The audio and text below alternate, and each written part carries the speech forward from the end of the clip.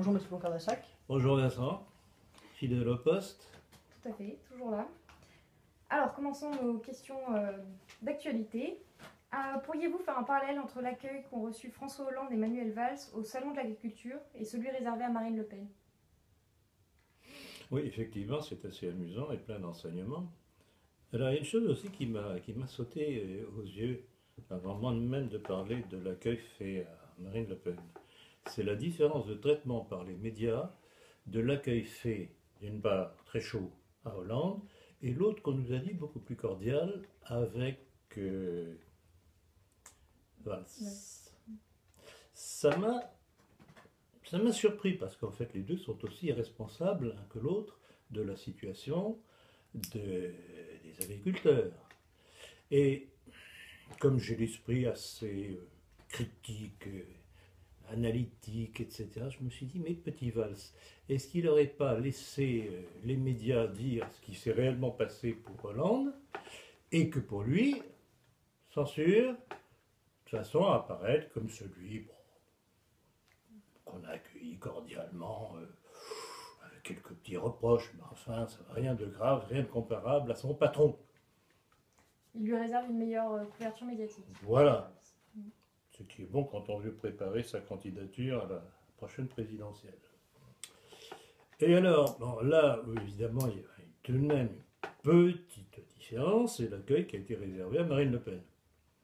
Et c'est ça qui les embête d'ailleurs les uns et les autres, que ce soit Hollande, Valls et tutti quanti, c'est que, alors que le monde paysan jusqu'à présent votait bien gentiment pour Chirac et l'UMP, ce qui ne portait pas conséquence, maintenant, du fait de l'aggravation de leur situation, ils sont tentés et ils commencent à voter, ça a fortement augmenté aux dernières élections, ils commencent à voter pour le Front National. Alors là, évidemment, ça ne leur plaît pas du tout. Voilà, pour répondre à votre question.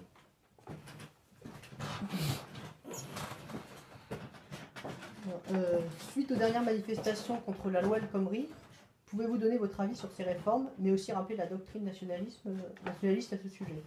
Bon, alors tout ça, c'est de l'enfumage. Ils cherchent à donner l'impression qu'ils font quelque chose, et au lieu de simplifier les lois sur le travail, les textes se rajoutent les uns après les autres. Plus personne n'y comprend rien, et je pense qu'une grande partie de la réaction, tout milieu confondu, contre la loi, c'est que les gens ne savent plus du tout où ils en sont, où ça va, etc. Alors en plus de ça, il est évident que tout le monde étudiant qui manifeste est tenu en main par les organisations gauchistes. J'ai eu l'occasion, c'était avant-hier, je crois, je voulais aller en ville à partir de Monatel, près de la gare de Lyon, et je suis tombé sur le cortège qui venait de la Bastille, le long du canal Saint-Martin. Il y avait, incontestablement, il y avait du monde. De bonnes têtes de jeunes garçons et filles, peut-être. Mais à côté, il fallait voir les vieux de la vieille, de la CGT, haut-parleurs au bec, etc., canalisant tout le monde, lançant les slogans, etc. Donc tout ça, c'est pas gratuit. Ils veulent, bon, tout le monde là ne veut pas travailler. Alors on les agite en leur faisant croire ceci ou cela. Donc pour moi, c'est un truc qui est nul et non avenu. Et de toute façon, on ne peut rien attendre ces gens-là, parce qu'ils ne veulent pas, depuis le temps qu'ils sont au pouvoir, que ce soit la droite libérale ou que ce soit la gauche, depuis le temps qu'ils sont au pouvoir, s'ils voulaient réellement faire quelque chose, ils l'auraient fait. Donc, voilà. Mais au sujet de la jeunesse, comment expliquer que la jeunesse soit majoritairement contre cette loi travail? Pour les raisons que je vous dis, c'est qu'ils sont encadrés par les organisations gauchistes et que la gauche de la gauche veut mettre le désordre.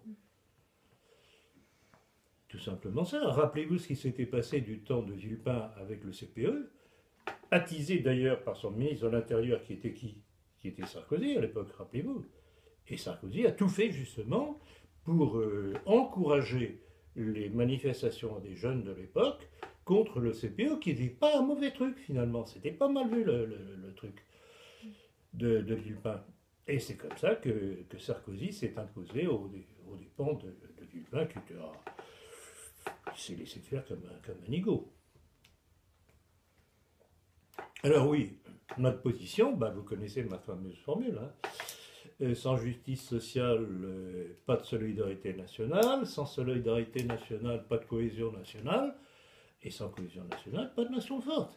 Donc ce qu'il faut, c'est d'abord mettre sur pied des structures simples, avec le moins d'intervention de l'État possible. L'État ne doit avoir qu'un rôle de surveillance pour équilibrer les intérêts de la classe patronale par rapport aux intérêts de la classe ouvrière. Hein, puisque malheureusement, on vit toujours avec la lutte des classes. Et donc ce n'est que par un arbitrage neutre au nom du bien commun par l'État que l'on peut arriver à briser cette ambiance de guerre sociale imposée depuis...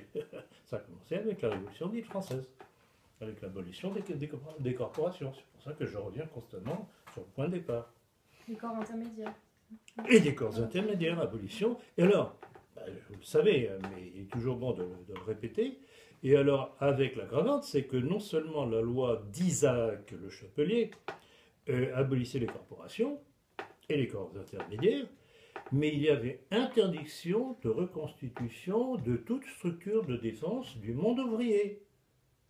Hein, alors quand on voit qui a lancé, bon, il n'était pas le seul évidemment, ce Isaac Le Chapelier, c'était préparé déjà la montée en puissance de la finance. Pas besoin de nous faire un petit dessin. Pourriez-vous nous expliquer la raison de la première réforme de Mme Audrey Azoulay, juive marocaine, fraîchement nommée ministre de la Culture, qui libéralise l'accès aux plus jeunes à certains spectacles qui leur étaient autrefois interdits? Oui, c'est toujours la même chose avec ces gens-là. On dirait vraiment que leur unique préoccupation, c'est pas la culture, c'est la dépravation. Et ça rappelle un texte quelque peu controversé que l'on appelle les protocoles des sages de Sion, où tout est annoncé justement sur les moyens de dépraver la jeunesse des goïms, etc., c'est-à-dire des non-juifs.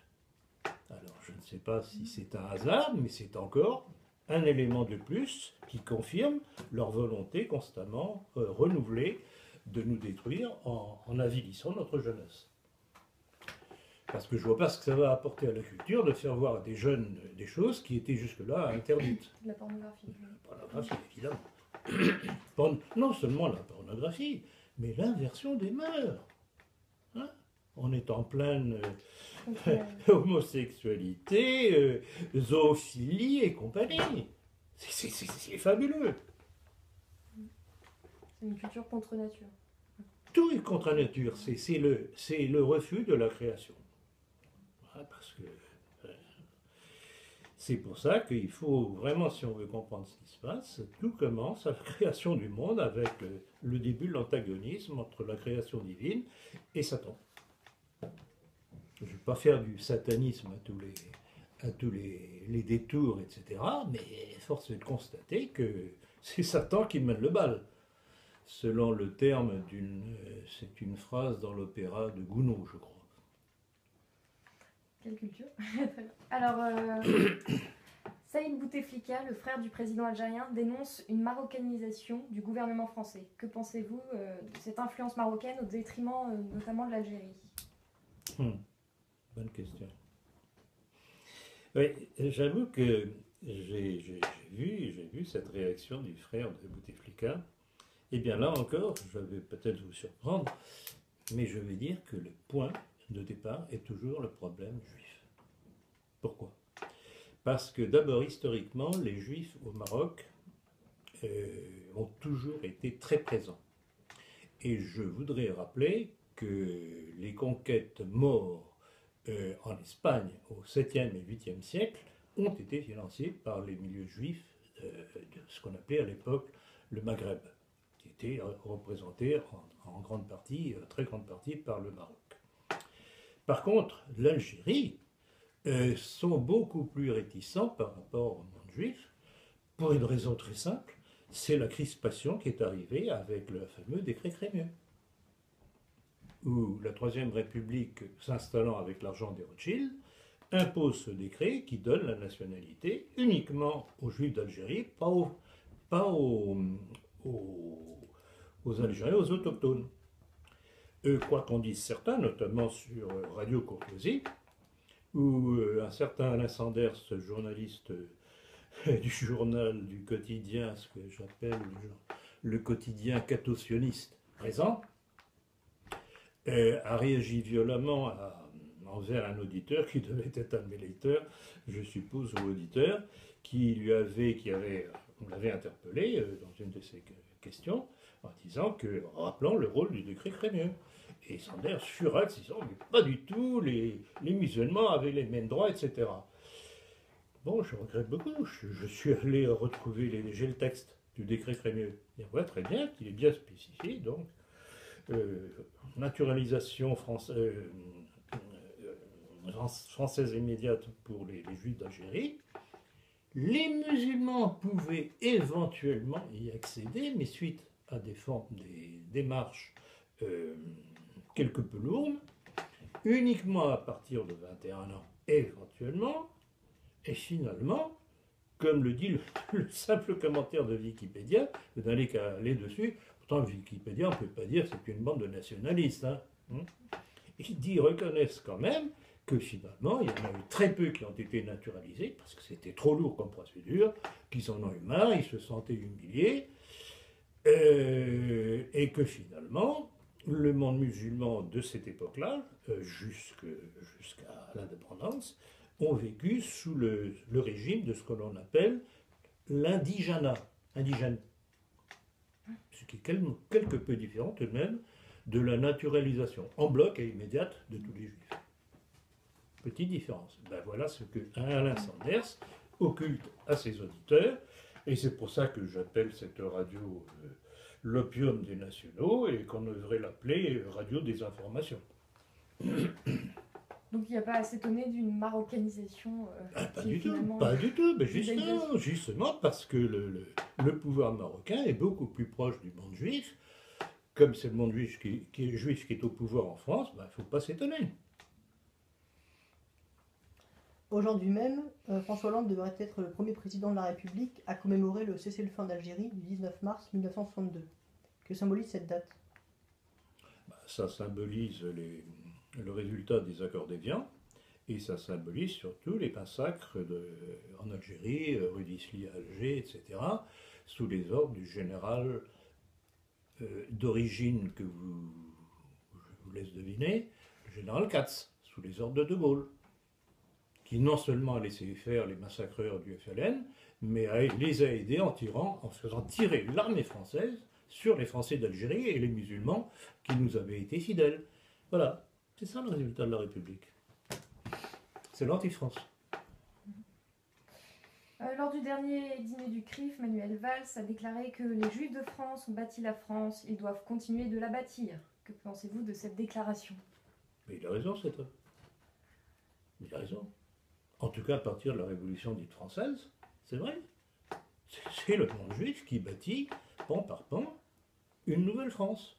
Enfin, qui est l'opposé. Qui est née en 1780. Exactement. Qui est l'inverse de toute la tradition française, monarchique et chrétienne. Donc Valls a raison. Et on sent très bien, à travers de cette déclaration de Valls, quels sont ses gènes à Valls. Vous savez que je crois que j'ai été le premier, en tout cas jusqu'à présent, je crois, le seul à rappeler qu'il avait des origines maranes. Que ce malheureux Emmanuel Ratier avait curieusement occulté. Ben voilà, ce genre de déclaration, c'est une des démonstrations. Que pensez-vous de la Légion d'honneur et de la récente décoration du prince Al Saoud par François Hollande? D'abord, on devrait débaptiser la Légion d'honneur. On devrait l'appeler la Légion du déshonneur. Premièrement, je plains ceux qui ont conquis cette Légion d'honneur sur les champs de bataille, parce que se voir mélanger avec cette faune soit à la fois d'acteurs, pourrisseurs, ce prince saoudien. C'est quoi cette histoire-là de décoration pour le prince saoudien? C'est une affaire de gros sous. C'est pour le remercier d'avoir acheté les Rafales. De qui? De M. Bloc d'Assaut. Tiens, encore un. On n'en sort pas. On n'en sort pas. Ça tourne en rond presque. Jean-Louis Debré, lors de son départ du Conseil constitutionnel, a parodié l'Ave Maria. Pourquoi une telle provocation? Bon, alors, vous avez le texte? Non, malheureusement, enfin, Vous avez le j'ai pas texte? le texte. Non plus. Oh, je peux vous le Bon, retrouver alors, en heureusement, attendant. je suis un homme de précaution parce que je me suis dit que ça allait venir. Votre question, où est-ce que j'ai ça? Je comptais m'en servir cet après-midi.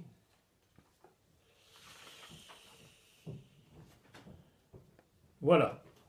Voyez, bonne gens. Voyez, bonne gens. Salut, Marianne, pleine de force. Le peuple est avec toi.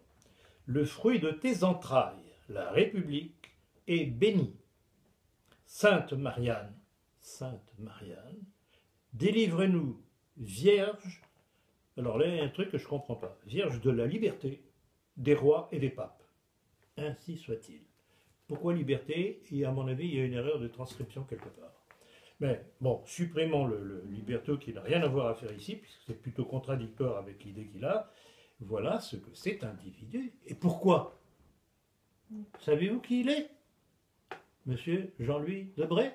Encore un de la Le communauté. petit-fils du grand rabbin, Ah. comme il s'appelait, Alain Debré,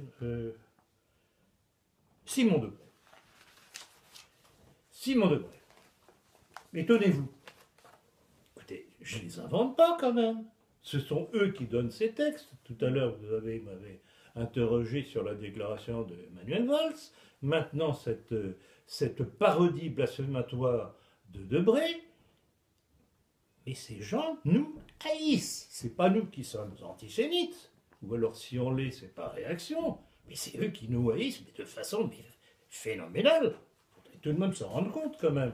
Au lieu de dire, heureusement, je suis pas antisémite. Sans la moindre couverture médiatique, une nouvelle loi facilitant l'invasion clandestine a été votée. Que dire du silence des Républicains et du Front National sur la question? Bon, alors là aussi c'est un petit peu surprenant, mais il faut tout de même faire attention à une chose. C'est que tout ce que dit le Front National n'est pas nécessairement répercuté dans les médias. Il est évident, bon, si j'étais de la bande de l'autre côté, Valls et compagnie, Cazeneuve, tout ce qui pourrait paraître décevant pour le public par rapport au Front National, je m'empresserais de mettre un coup de ciseau. Parce que, évidemment, ce genre de choses, c'est apparemment pas normal que le Front National n'ait pas réagi. Alors, il y a peut-être une autre hypothèse qui ne serait pas très bonne, c'est que vous savez qu'ils ont lancé les banlieues patriotes ou un truc dans ce goût-là. Et peut-être qu'ils ont estimé que ça allait être contre-productif s'ils réagissaient contre le problème de l'immigration. Et là, ce sont les failles du Front National que l'on connaît très bien, qui ne datent pas de Marine Le Pen, ça remonte à Le Pen père lui-même. C'est lui qui le premier a commencé. Rappelez-vous le discours, j'en parle dans mon bouquin nationaliste français, j'en ai parlé dans mon livre Histoire d'une trahison, qui concerne justement la trahison de Le Pen. Rappelez-vous son discours sur la dalle d'Argenteuil avant les élections 2007. Dans lequel il disait, vous n'êtes ni des beurs, ni des blacks, ni ceci, ni cela, vous êtes des enfants de la République, etc., etc. Il faut que vous nous aidiez à reconstruire la République. Pour la France, c'est la République, toujours la même chose. Alors, de grâce qu'on nous fiche la paix avec Marine, elle a ses défauts, on le sait, mais quand on voit la haine qu'elle inspire au pouvoir, et la trouille, parce qu'il n'y a pas d'autre terme, que l'un puisse arriver au pouvoir, on en reparlera peut-être tout à l'heure, j'en sais rien, mais rappelez-vous la déclaration de Daesh dans Dar al-Islam, je crois, annonçant des attentats contre le Front National. Ça veut dire quoi? Ça veut dire que l'État islamique devient supplétif de Valls. C'est tout de même magnifique ça. Donc, prudence. Est-ce que réellement le Front National n'a pas réagi? Je ne sais pas, on aurait dû creuser la question, mais bon, il y a tellement de choses à faire. Là, donc, je dis attention de ne pas se laisser manipuler. Le ministre de la Défense, Jean-Yves Le Drian, souhaite envoyer le général Picmal à la retraite, malgré la marche arrière de ce dernier après son interpellation. Quelle leçon doit-on en tirer? Bah, que la lâcheté ne paye pas. C'est ça. Alors pour rappel, cette vieille baderne de Picmal avec Rubon d'aller manifester contre les migrants à Calais pour défendre les Calaisiens, très bien, très bien. Ce qui est moins bien, c'est qu'il s'est tout de suite fait remonter les bretelles, et il a tout de suite baissé son froc, les bretelles sont tombées, et le pantalon avec. Je m'excuse d'être un peu trivial, mais enfin, c'est lamentable, c'est lamentable. Ces gens n'ont aucun courage. Et vous verrez dans mon bouquin sur l'armée française face à la destruction de la France, il va y avoir des hurlements chez certains gradés. Alors peut-être un peu de courage, mais il connaissait mal l'ennemi. Mais alors c'est curieux parce qu'on doit... Ce sont des gens qui ont été courageux sur le terrain. Mais au point de vue politique, mais ils sont d'une lâcheté. Ou d'une ignorance, non? Alors, je me suis souvent posé la question si c'était de l'ignorance. J'en suis tout de même pas convaincu, parce que les choses deviennent tellement flagrantes, évidentes. Non. Alors, ils réagissent sentimentalement, mais quand je vois les protestations, les quelques protestations qu'il peut y avoir du monde militaire par rapport au pouvoir, c'est sur des questions d'effectifs et de matériel. Sur la ligne politique menée par le pouvoir déjà depuis des décennies, motus. Ils ne se sentent pas concernés. Et je sais, vous le verrez aussi dans le livre, je sais par un nombre de contacts que j'ai avec de hauts gradés, que ce soit armée de terre ou dans la marine, qu'ils s'aveuglent volontairement en croyant que, servant la République, ils servent encore la France. C'est incroyable. Cet aveuglement est incroyable. Alors, quand vous les interpellez, d'abord, évidemment, ils ne sont pas contents. Et puis vous dites, ah oui, mais devoir de réserve. Évidemment, devoir de réserve, là encore, ils baissent leur roc. C'est la bonne excuse. Or, on a eu tout de même quelques exemples, quelque peu récents, avec le Portugal et l'Espagne, où l'armée a fait le coup. Parce que c'était allé trop loin. Il n'y avait même pas à l'époque l'aggravation d'une immigration qui était en train de submerger la nation par le poids ethnique différent et religieux. Parce que ce qui s'est passé au Portugal dans les années 20 et en Espagne en 1936, c'était uniquement sur le plan politique. C'était le bordel, je m'excuse du terme, installé par la maçonnerie portugaise et la maçonnerie plus le marxisme en Espagne, qui a fait réagir l'armée. Il n'y avait pas d'immigration dans ces pays-là. Alors qu'aujourd'hui, on est en danger de mort par la submersion ethnique. Et cette armée laisse faire un pas vide pour voir leur gueule lors des manifestations officielles avec les gens au pouvoir, que ce soit les Sarkozy et compagnie. Bien correctement, garde à vous, pas d'état d'âme.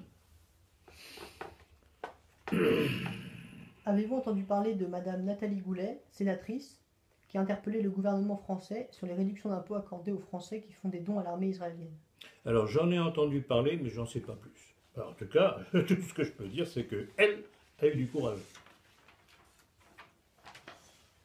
Oui, elle va se faire certainement tirer les oreilles. Elle va avoir une promotion, à mon avis.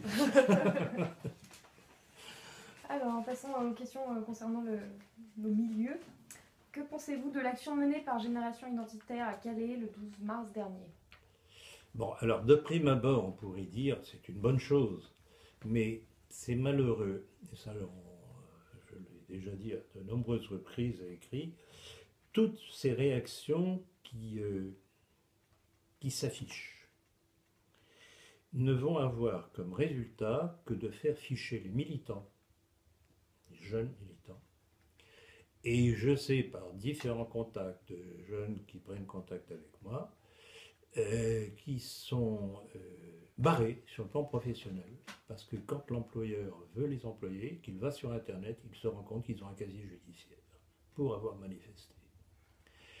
Alors, tous ces gens, que ce soit les jeunes identitaires, que ce soit la bande de l'œuvre française et maintenant du PNF, Parti nationaliste français, qui font des coups, qui s'affichent, qui font parler d'eux, qui ceci, qui cela, ça ne va à rien changer. D'abord, leurs effectifs sont squelettiques, donc les manifs sont absolument ridicules. Quand on voit que même les manifestations monstres contre le mariage homosexuel n'ont absolument rien changé, rien infléchi, ça montre bien qu'on est en dictature et rien ne les fera dévier de ce qu'ils veulent, ceux qui nous gouvernent. La seule chose qu'il faut faire, c'est travailler discrètement pour les renverser. Et ces manifestations, sabre au clair, etc., c'est bien gentil, mais ça ne sert à rien, c'est ridicule. Que pensez-vous de la suppression de la manifestation du Front National le 1er mai en hommage à Jeanne d'Arc? Eh ben, je vais revenir sur ce que j'ai dit tout à l'heure, justement, les menaces budaches de l'État islamique contre le Front National. Alors, il faut voir aussi comment on utilise cette information. Si on l'utilise en disant, ben, vous voyez, le Front National continue à dévier, des diabolisations et compagnie et compagnie. Bon, évidemment, ça peut être une tentation. Mais il est évident que du fait de cette menace de l'État islamique contre le Front National, et uniquement contre le Front National, ce pas les républicains qui sont menacés, hein. Ce pas les socialistes qui sont menacés, et pourtant ils sont censés poursuivre les terroristes. Hein. On a vu, ils ont arrêté Abdeslam, ah, magnifique. Hein, mais ce n'est pas eux qui sont menacés, le Front National. Pourquoi? Hein? C'est pour ça que, comme je disais tout à l'heure, État islamiste, supplétif de Valls et Cazeneuve. Donc, qu'ils aient décidé de ne plus faire manifestation monstre à cette occasion-là, ça peut se comprendre.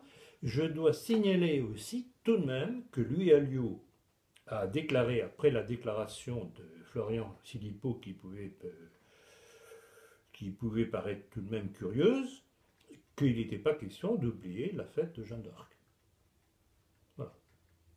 Donc là encore, attention à la désinformation, les choses ne sont pas nécessairement comme les médias nous ont rapporté les choses. Dans ses conférences, Adrien Abozy réhabilite le maréchal Pétain. Avez-vous un commentaire à faire à son sujet? Oui, bah c'est bien, il faut rendre justice à cet homme, rétablir la vérité historique. La seule chose qui m'embête un petit peu à Abozy, mais je peux me tromper parce que je n'ai pas suivi toutes ces déclarations, c'est que je n'ai pas remarqué qu'il remontait nécessairement aux causes. Complot judéo-maçonnique. Alors, je souhaite me tromper, mais ça ne m'a pas sauté aux yeux. Que pensez-vous de l'annonce de Dupont-Aignan qui se porte candidat aux prochaines élections présidentielles? Bah, là encore, c'est un supplétif du système, parce qu'ils espèrent, avec certaines candidatures comme la sienne, retirer quelques pourcentages à Marine Le Pen qui peuvent faire basculer les choses. Si elle n'est pas au deuxième tour, bon, ça s'arrête là. Donc Dupont-Aignan, en principe, il devrait y avoir Asselineau, bien qu'on m'ait dit dernièrement qu'il ne se présenterait pas, ce qui m'étonne. Parce que les dernières choses que j'ai vues, il a bien l'intention de se présenter. Et puis la candidature de M. Henri de Lesquen, du Plessis-Cassot, qui fait toute une entreprise de séduction dans les milieux dits nationalistes, au travers de Rivarol, puisqu'il va être avec Jean-Marie Le Pen l'invité d'honneur du prochain banquet de Rivarol, avec un drôle de personnage bien connu du tout Paris, ou si vous préférez du tout pourri, un certain monsieur Chérig, dit de Olmeta. Je ne vais pas rentrer sur les aspects de sa vie privée, c'est son problème, mais enfin il a même des mœurs spéciales, connues, affichées, de même que son appartenance à la maçonnerie. Et voilà, pour ne parler que des trois principaux personnages invités à ce banquet nationaliste de Rivarol. Alors écoutez, il faut être sérieux quand même. Là encore, intérêt financier. D'ailleurs, j'ai eu une information que je livre sous toute réserve parce que c'est pas prouvable ça. Mais il paraîtrait. Alors, premièrement, la participation au banquet se fait moyennant un chèque de 40 euros. Avec promesse, selon l'annonce faite par Jérôme Bourbon dans Rivarol, que champagne à volonté, tout à volonté, etc., etc. Bon, là, on commence à se poser quelques questions parce que quand on va dans un restaurant à Paris, quand même, on ne s'en tire pas pour un repas complet à moins de 30 euros, 35 euros. Donc 40 euros, champagne à volonté, etc. Vraiment, le restaurateur en question, c'est un bienfaiteur de l'humanité. Mais, justement, c'est là qu'intervient la rumeur. C'est que l'on dit que la différence, vrai prix, serait de 60 euros. Vous l'avez entendu? La différence serait payée de la poche de Jean-Marie Le Pen. Donc c'est pas le banquet de Rivarol, c'est le banquet de... Ben voyons, c'est une opération de promotion à la fois pour Le Pen et à la fois pour Lesquin. Alors, voir Le Pen devenir, bon, il a déjà été un supplétif de Sarkozy, ça, on en a déjà parlé à une autre occasion, voir un Le Pen s'acoquiner avec un Lesquin, ben oui, ben pourquoi pas? Ben voyons, non, mais ce milieu-là, vraiment, j'en ai marre. Puis alors le malheureux André Gandillon, pour lequel j'avais de la sympathie, il a une très bonne formation politique, etc. Mais je regrette beaucoup, il s'est aplati. Il n'a pas réagi, il est tout de même le président des Amis de Rivarol.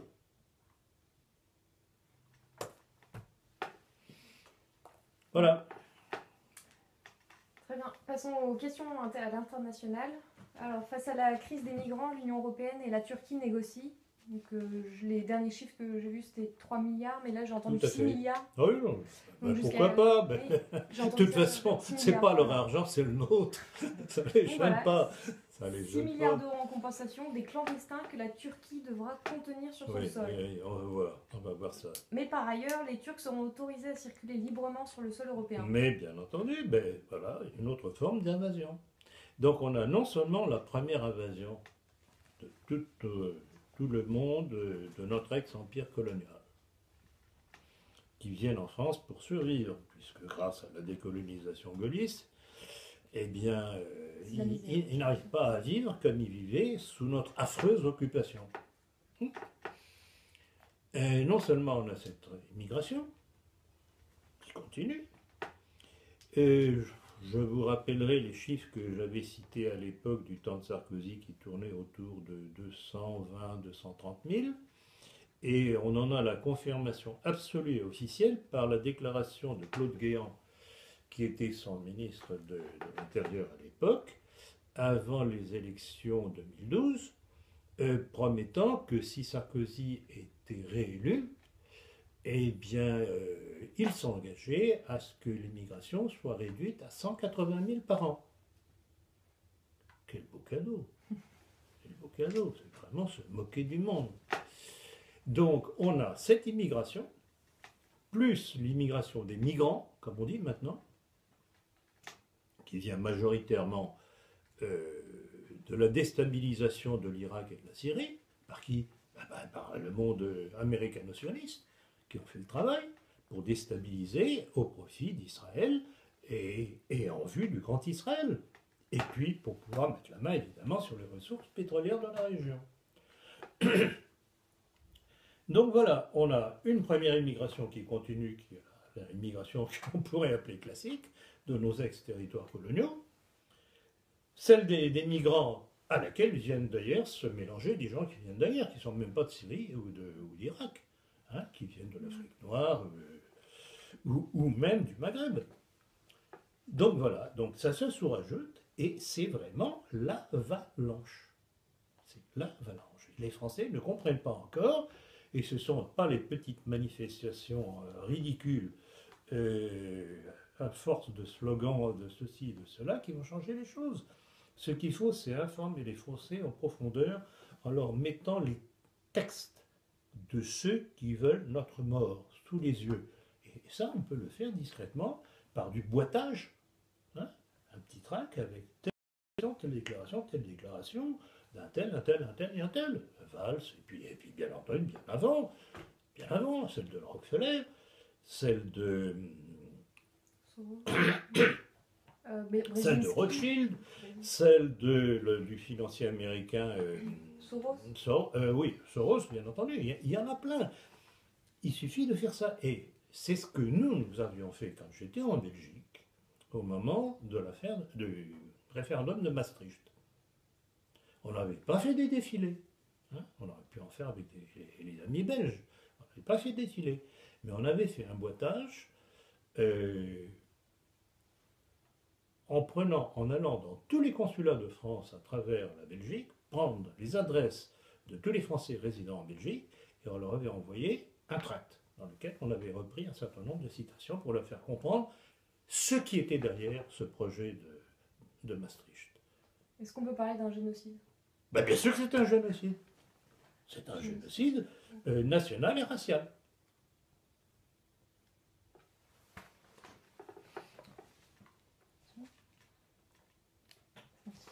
Le Premier ministre hongrois Viktor Orban accuse clairement George Soros de provoquer et d'exploiter la crise des migrants pour détruire l'Europe. Que pensez-vous de ces accusations contre le milliardaire juif? Ah ben, il a tout à fait raison, c'est exactement ça. C'est exactement ça. Soros collabore d'ailleurs avec la CIA, et c'est l'agent, par son argent, de la déstabilisation ou des tentatives de déstabilisation qu'il y a eu. Prenons la Géorgie au bénéfice du juif Saakashvili, qui a été renversé heureusement et qui maintenant est devenu un des hommes du gouvernement ukrainien. La révolte de Maïdan en Ukraine, tout ça c'est l'œuvre de Soros et de la CIA et d'Israël, puisque je rappellerai que pour Maïdan, il y avait des éléments de Tsahal qui ont participé à la chose et qui ont fait monter la température en tirant alternativement sur la foule et sur les forces de police de l'ancien régime, de l'ancien président. Donc en tirant alternativement, ben, ça faisait monter la température. Ces gens sont des tordus, vraiment, ils n'ont rien d'humain. Le léger succès de l'AfD en Allemagne, qui est l'équivalent du Front National, ne démonte-t-il pas l'échec de la politique d'Angela Merkel?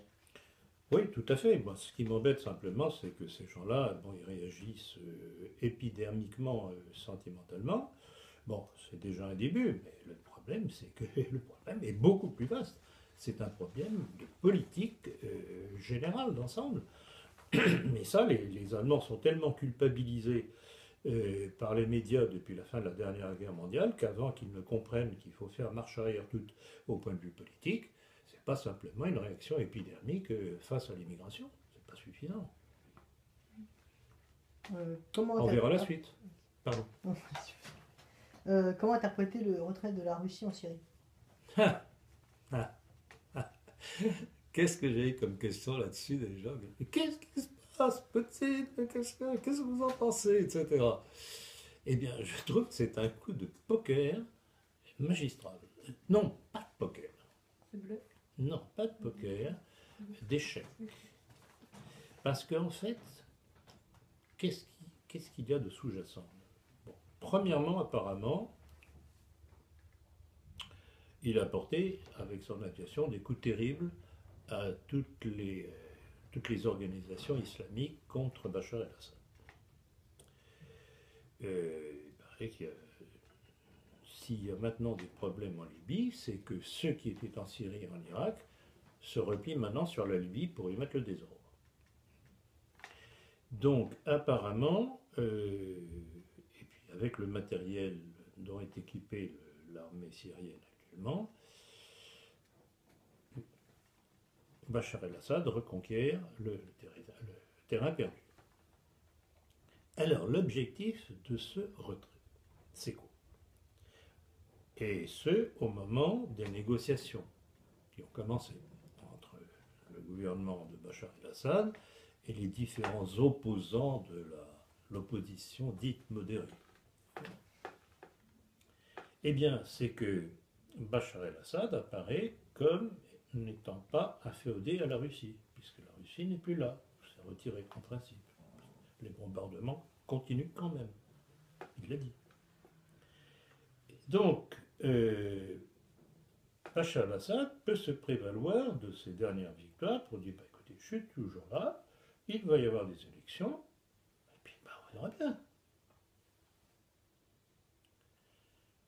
Et là, il n'y a qu'à voir la réaction du monde occidental complètement désemparé, ne comprenant rien à la manœuvre de Poutine, se grattant le crâne.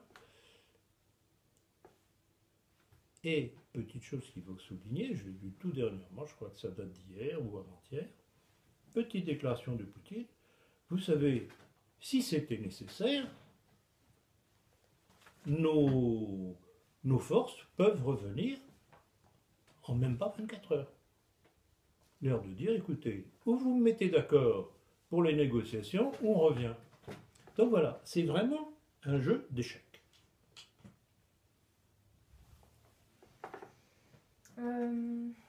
Question suivante. Opération clandestine de la France en Libye contre l'État islamique. Pouvez-vous nous en dire davantage?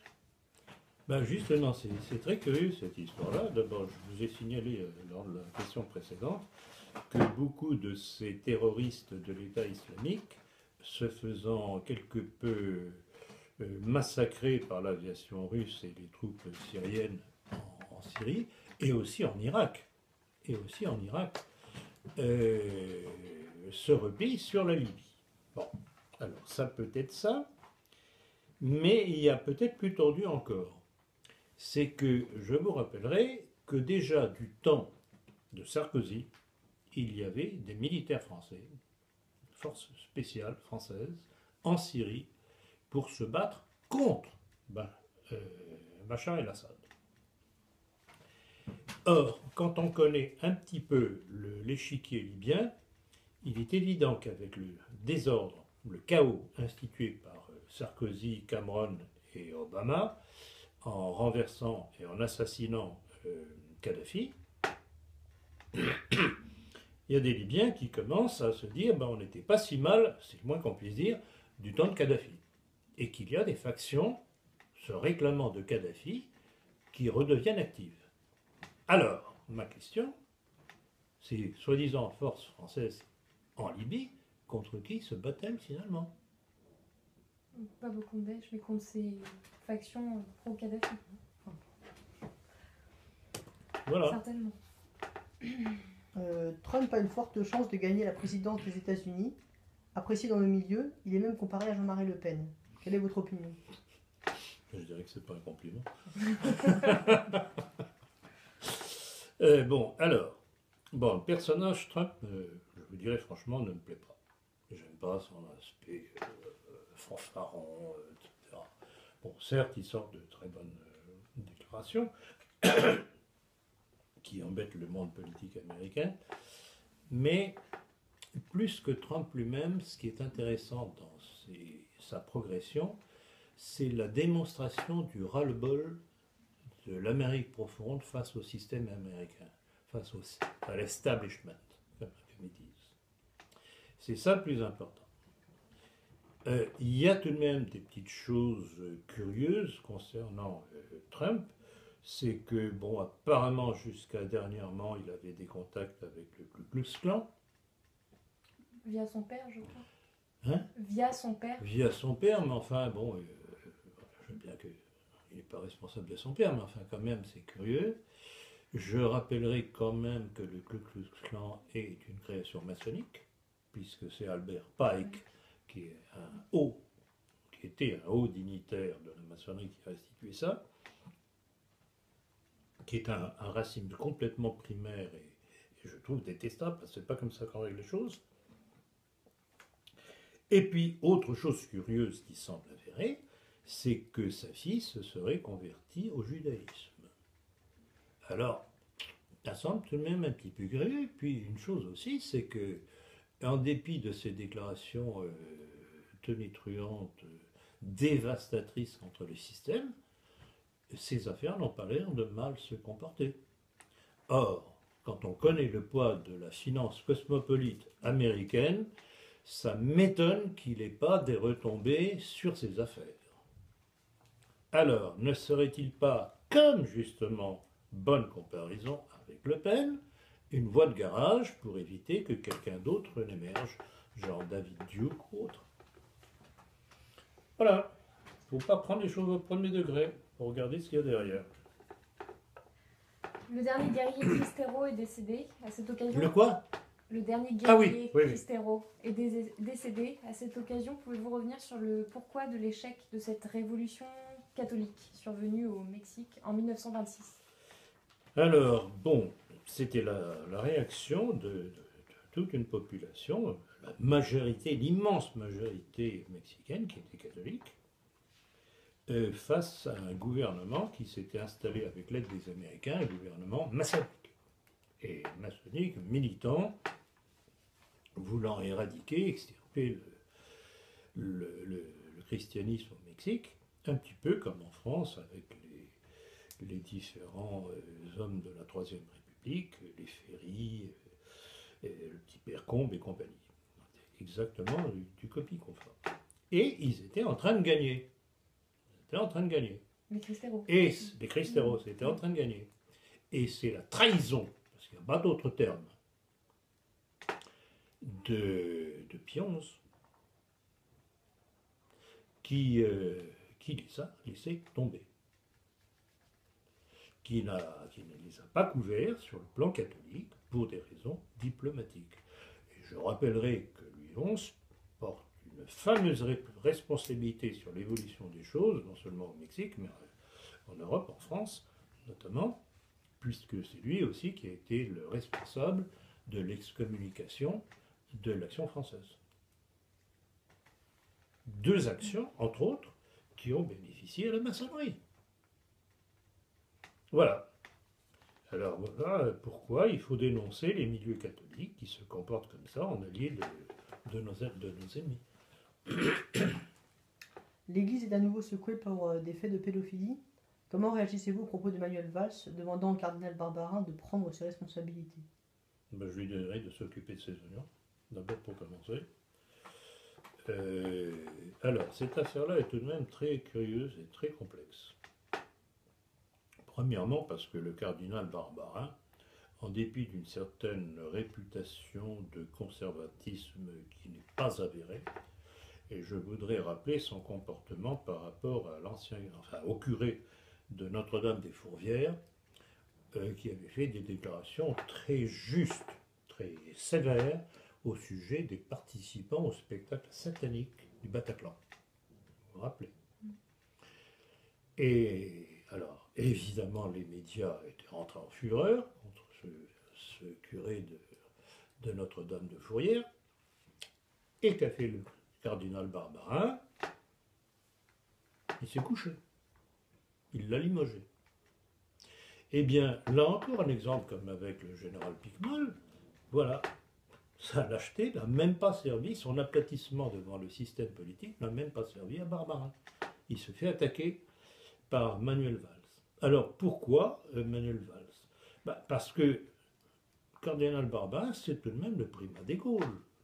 Donc, si on fait tomber le primat des Gaules, vous voyez le coup porté au christianisme en France. Lui donner mauvaise réputation. Ce sont des pervers, des pédophiles, des ceci, des cela. Bon.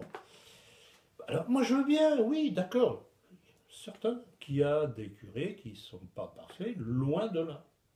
Loin de là. Premièrement, il faudrait prouver que le cardinal Barbarin a réellement couvert un certain nombre de prêtres pédophiles, c'est pas encore prouvé du tout. Mais je voudrais aussi que l'on s'intéresse aux problèmes de pédophilie dans les milieux politiques, L'éducation nationale. de l'éducation nationale, tout simplement des hommes politiques. Parce que les affaires du trou en Belgique et autres en France, Fourniret et compagnie, et c'était au bénéfice de qui? D'une certaine élite pervertie de nos hommes politiques qui faisaient des soirées sataniques avec des jeunes. Et puis dans les milieux juifs aussi, on pourrait gratter un tout petit peu. Mais ça, on n'en parle pas de tout ça. Il n'y a que le monde catholique qui est sous la loupe. Une différence de traitement médiatique. C'est le moins qu'on puisse dire. C'est pas égalité, c'est fraternité. Le pape François souhaite plus de laïcité pour la France. Que pensez-vous du pape aujourd'hui? Alors, je n'ai pas connaissance de ce texte. Vous l'avez? Non, malheureusement, non, je ne l'ai pas, mais... Je n'ai pas Dans un connaissance de ce texte, j'avoue que ça ne me surprend pas particulièrement de ce pape qui est absolument invraisemblable. Je sais pas, il sort des trucs, on se demande d'où il sort ça, mais il ne se rend pas compte.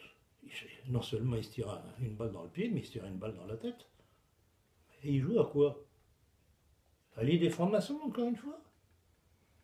Ben, c'est ça que ça veut dire, je regrette beaucoup. S'il faut plus de laïcité en France, ben, il n'y en a pas assez, non? Mais c'est pas croyable. Alors, moi, je ne suis pas du tout sédévacantiste. Je dis, bon, on a un pape, c'est pas l'idéal, c'est pas le premier, ce sera certainement pas le dernier à dérailler, à déconner si vous préférez. L'histoire de l'Église, c'est ça, et comme disait je ne sais plus qui à l'époque, si l'Église a survécu à tous ces oiseaux de pape, c'est qu'elle est même probablement d'origine divine. Protégé.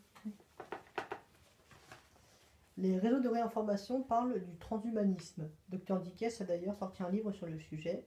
Quel lien peut-on faire avec le mondialisme? Très bonne question. Il est évident que toute déshumanisation participe à la destruction de l'être humain, de sa liberté, de sa dignité, de sa capacité de réagir à ce que l'on cherche à lui imposer.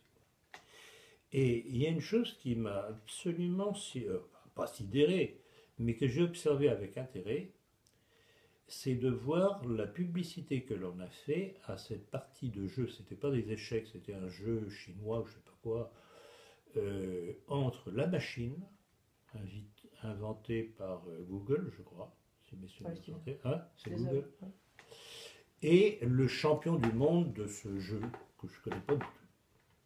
Et je crois que la machine l'a emporté par 5 contre 1. Et on parlait, et parlait, et parlait, et parlait, et parlait. Donc, on va vers le détrônement de l'intelligence humaine au bénéfice d'une intelligence artificielle.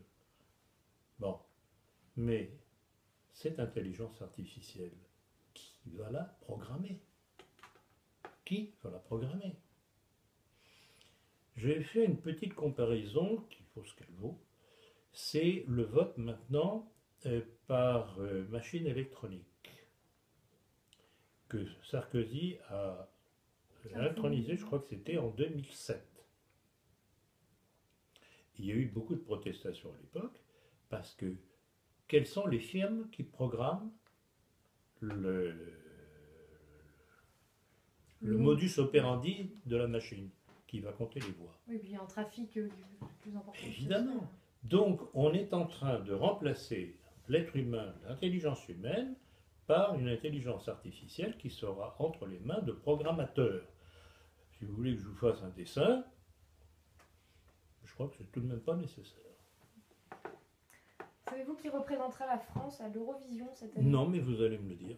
J'ai plus son nom, mais je sais que c'est un franco-israélien. Bah voyons, mais c'est dans la ligne.